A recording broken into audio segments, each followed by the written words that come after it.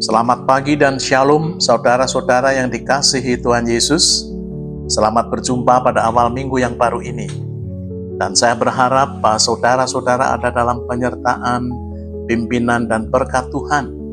Sebelum kita membaca dan merenungkan firman-Nya, mari kita mohon pimpinan Roh Kudus dalam doa. Bapa di sorga, kami bersyukur atas kasih-Mu yang Engkau nyatakan melalui berkat Tuhan pada sepanjang minggu yang lalu. Terima kasih untuk hari-hari pada sepanjang minggu ini yang akan kami jalani dalam pimpinan Tuhan. Dan Roh Kudus, kami mohon pencerahan-Mu agar kami dapat mengerti serta menerapkan firman Tuhan.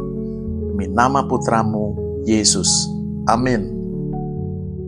Tema minggu ini, dari kehinaan menuju kemuliaan. Teks saya kutip dari Yosua pasal 2 ayat 1 hingga 24. Saya akan membaca sebagian dan saudara membaca selengkapnya. Demikian firman Tuhan. Aku tahu bahwa Tuhan telah memberikan negeri ini kepada kamu dan bahwa kengerian terhadap kamu telah menghinggapi kami dan segala penduduk negeri ini gemetar menghadapi kamu. Sebab kami mendengar bahwa Tuhan telah mengeringkan air laut Teberau di depan kamu ketika kamu berjalan keluar dari Mesir. Dan apa yang kamu lakukan terhadap kedua raja orang Amori yang di seberang sungai Yordan itu, yakni kepada Sihon dan Og yang telah kamu tumpas. Ketika kami mendengar itu, tawarlah hati kami dan jatuhlah semangat setiap orang menghadapi kamu. Sebab Tuhan Allahmu ialah Allah di langit di atas dan di bumi di bawah. Yosua 2, 9 sampai dengan 11. Bapak, Ibu, dan saudara-saudara yang dikasihi Tuhan Yesus, pagi hari ini kita akan merenungkan episode yang luar biasa menarik, yakni tentang seorang wanita tunasusila yang bernama Rahab. Kisah Rahab ini merupakan cermin dari kasih karunia Tuhan yang mengubah hidup seseorang dari kehinaan pada kemuliaan. Saudara-saudara yang Tuhan kasihi, saya akan menggali teks kita ini menjadi 4 poin. Poin pertama, latar belakang Rahab sebelum ia percaya. Ia seorang perempuan Kanaan yang tinggal di kota Yeriko. Dan juga ia seorang wanita tunasusila. Seorang yang hina, tersingkirkan, dan dianggap sampah masyarakat. Ia juga merupakan bagian dari kegelapan kota Yeriko yang didiami oleh orang-orang kafir. Latar belakang sesudah ia percaya. Ia orang yang beriman kepada Tuhan Allah Israel. Rahab juga orang yang berani menyatakan imannya dengan menyembunyikan 2 pengintai Israel. Ia orang yang berani mempertaruhkan nyawanya sendiri karena iman. Bahkan ia menyingkapkan kegentaran bangsanya terhadap bangsa Israel. Rahab juga orang yang berkeyakinan bahwa Yeriko akan ditaklukkan oleh Israel. Poin yang kedua, bagaimana Rahab percaya pada Tuhan Allah Israel? Di tengah-tengah kegelapan bangsanya ini, Rahab mendengar tentang Allah Israel.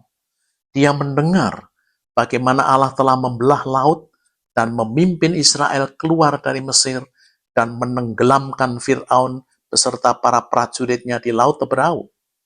Juga Sihon dan Og, raja-raja orang Amori yang di seberang sungai Yordan, mereka binasakan. Mendengar tentang Tuhan Allah Israel, inilah benih iman yang tertanam dan mulai bertumbuh di hatinya, sehingga ia menjadi orang yang beriman kepada Tuhan Allah Israel. Sesuai dengan Roma 10 ayat 17, iman timbul dari pendengaran, dan pendengaran oleh firman Kristus. Dengan kata lain, seseorang atau Rahab dapat percaya karena ia mendengar tentang pribadi, karakter, dan perbuatan-perbuatan Tuhan itu sendiri. Implikasinya bagi kita, agar banyak orang mendengar Injil dan sebagian di antara mereka boleh diselamatkan, beritakanlah kabar baik melalui pengalaman pribadi saudara bersama Tuhan. Poin yang ketiga, iman yang berani menghadapi risiko. Ketika kedua orang pengintai itu diketahui oleh Raja Yeriko, dikirimnya orang untuk mencarinya di rumah Rahab. Namun Rahab telah menyembunyikan mereka di sotoh rumahnya dan meminta para pengejar itu mencarinya ke arah yang lain. Ini tindakan iman yang sangat berisiko. Ia mempertaruhkan nyawanya sendiri. Tidak salah kalau penulis surat Ibrani mendaftarkan Rahab sebagai salah satu saksi iman. Ibrani 11 ayat 31. Demikian pula ketika mengajarkan tentang iman yang harus dinyatakan dalam perbuatan, Yakobus memberikan contoh tentang iman Rahab. Yakobus 2 ayat 25. Tetapi sebelum kedua pengintai itu tidur, naiklah perempuan itu mendapatkan mereka di atas sotoh dan berkata kepada mereka, "Aku tahu bahwa Tuhan telah memberikan negeri ini kepada kamu dan bahwa kengerian terhadap kamu telah menghinggapi kami dan segala penduduk negeri ini. Sebab kami mendengar bahwa Tuhan telah mengeringkan air laut Teberau di depan kamu. Dan apa yang kamu lakukan terhadap kedua orang Amori, Sihon dan Og, yang telah kamu tumpas. Ketika kami mendengar itu, kami semua tawar hati. Sebab Tuhan Allahmu ialah Allah di langit, di atas, dan di bumi, di bawah." Pernyataan ini merupakan deklarasi iman yang luar biasa. Rahab tidak hanya tahu, tetapi percaya bahwa Allah yang berdaulat atas langit dan bumi telah memberikan negeri ini kepada bangsa Israel.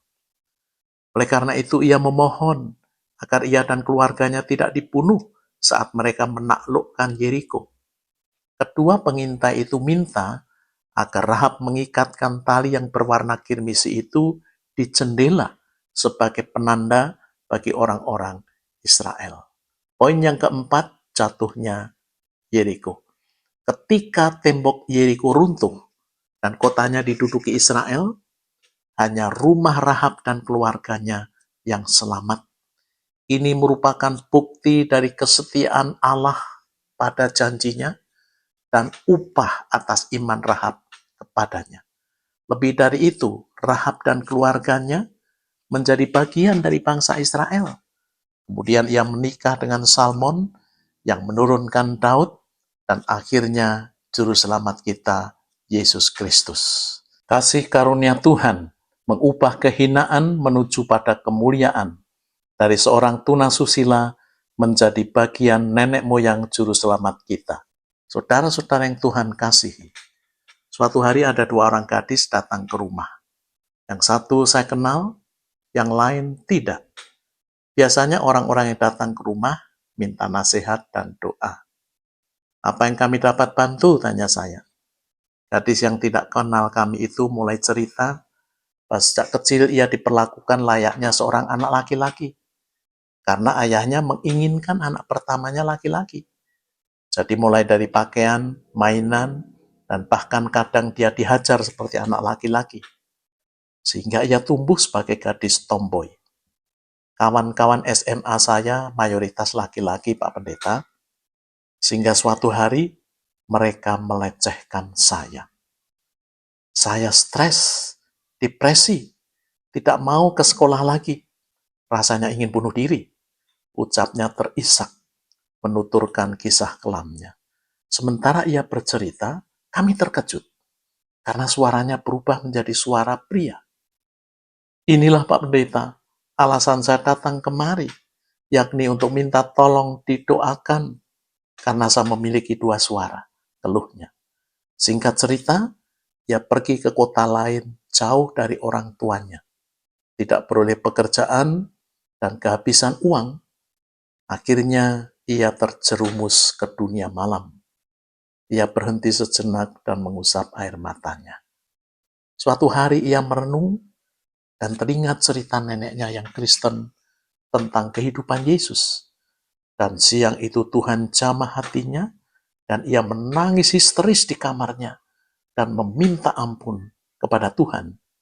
Esok harinya ia mencari gereja dan bertemu dengan pendeta dan didoakan. Singkatnya, ia dibaptis dan bertumbuh dalam pengenalan akan Tuhan, bahkan ia terlibat pelayanan sebagai singers. Karena terbeban terhadap kedua orang tuanya yang belum percaya, ia kembali ke rumah membantu usaha toko ibunya.